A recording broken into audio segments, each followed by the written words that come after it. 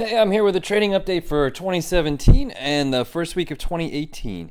I managed to get 67% returns last year, more than tripling the overall market. There's a lot of risk in the way I invest, as you can see by the major swings, but it's not as risky as you might think. Most of my money is in solid large cap companies or index funds. It's the small percentage of my portfolio I use for speculation that produces these outsized gains. Anyway, we're only 4 trading days into 2018, and I already beat my returns for all of last year. I've been shouting on YouTube, Reddit, and everywhere else about making leverage bets on the S&P 500 for a couple months now. I've been very open about this large bet I've been making. Extremely low interest rates, growing earnings, and massive tax cuts are going to continue putting huge upward pressure on the market.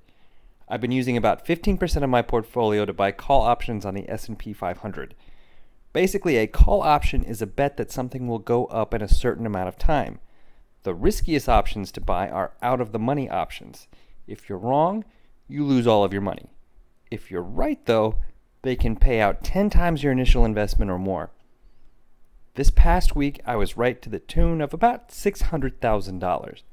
The value of my call options went up about $50,000 on Tuesday, $100,000 on Wednesday, $150,000 on Thursday, and about $300,000 on Friday. If you want to see what my next move is, just subscribe to this channel. I'll have another update out soon. And if you're interested in getting to a point where you can make bets like these, check out the book on making money on Amazon. The book is not about trading. What a lot of people don't tell you is you can't trade or invest if you're broke. You need a fair amount of money to begin with to make investing work, and the book is a guide to show you how you can get there. Now make sure to check back soon to see what happens next.